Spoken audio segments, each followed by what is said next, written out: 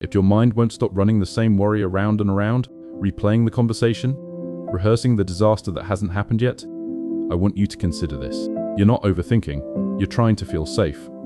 That exhausting loop in your head isn't you being broken. It's an old part of you doing the only job it ever learned, keeping you out of danger.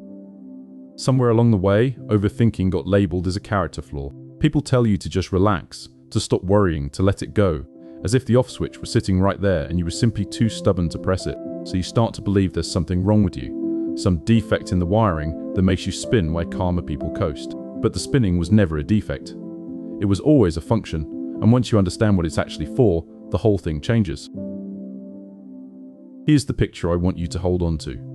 Imagine a smoke alarm in an old house. It's a good alarm. It works, it cares, it's wired straight into the part of the house that matters. The trouble is, it's oversensitive. It doesn't just go off for a real fire. It shrieks when you make toast, when the shower steams up, when a candle flickers near the ceiling. It can't tell the difference between a genuine emergency and burnt bread, so it treats everything like the house is about to burn down. That alarm isn't malfunctioning.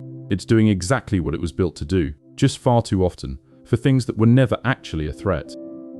That's what's happening inside your head when you can't stop thinking. Your mind has an alarm, and it has decided that uncertainty itself is smoke. Every open question, every unfinished conversation, every outcome you can't control reads to it as possible danger. So it keeps cycling, keeps checking, keeps running the scenario one more time, because somewhere underneath, it believes that if it can just think hard enough, it can make you safe. The loop isn't you failing to cope, it's you trying desperately to cope. You're not overthinking the situation, you're trying to outthink the fear. Let me tell you about someone. I'll call her Priya. For most of her adult life, Priya's mind never gave her a moment's rest. She'd send a text and then read it 40 times, certain she'd said something wrong. She'd lie awake at 2 in the morning rehearsing arguments with people who weren't angry with her. She'd planned for catastrophes the statistics said would almost certainly never come. And the worst part was the second layer. She'd lie there overthinking and then start overthinking the fact that she was overthinking, furious at her own brain for not just stopping. What finally shifted for Priya wasn't a technique to silence her thoughts.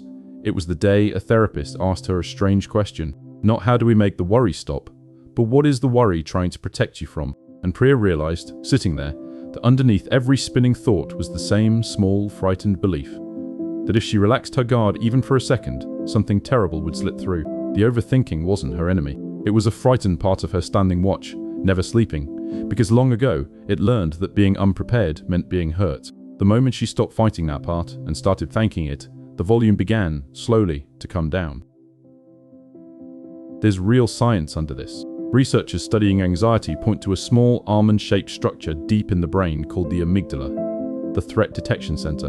In people who ruminate, it tends to be hyperactive, firing alarm signals even when there's no real danger present, while the calmer, rational front of the brain struggles to talk it back down. But here's the part that matters. That same research shows the amygdala responds to signals of safety, slow breathing, a steady voice, a sense of being held, far more than it responds to logic. You cannot argue a smoke alarm into silence, but you can show it, gently and repeatedly, that the house is not on fire. So if your mind won't stop running, here are 3 things I want you to understand about what it's really doing. First, the loop is a question your nervous system is asking, not a problem your intellect can solve. When you catch yourself spinning, stop trying to think your way to the bottom of it. The thinking is the smoke, not the fire. Instead, ask the deeper question. What am I afraid will happen if I let this go? Answer that, and you found the actual alarm. Keep answering the thoughts themselves, and you'll be there all night. Second, you signal safety through the body, not the mind. The reason talking yourself out of a worry rarely works is that the alarm doesn't speak that language. It speaks in heartbeat and breath, a long, slow exhale, longer than the inhale. Feet flat on the floor, a hand on your own chest. These aren't soft little tricks. They're the actual dialect your nervous system understands. The way you tell the oversensitive alarm, gently, it's only toast. Third, you make peace with the watchman by thanking it, not fighting it. The part of you that overthinks has been trying to keep you safe for years, and fighting it only makes it shout louder. So when it starts, try saying, I know you're trying to protect me, and I've got this one. You'd be amazed how much an alarm quiets when it finally feels heard. So stop treating your busy mind like a flaw to be ashamed of. You were never overthinking because something was wrong with you. You were overthinking because some frightened part of you loved you enough to never stop standing guard. The work was never to silence it. The work is to teach it, slowly, that it's safe to rest.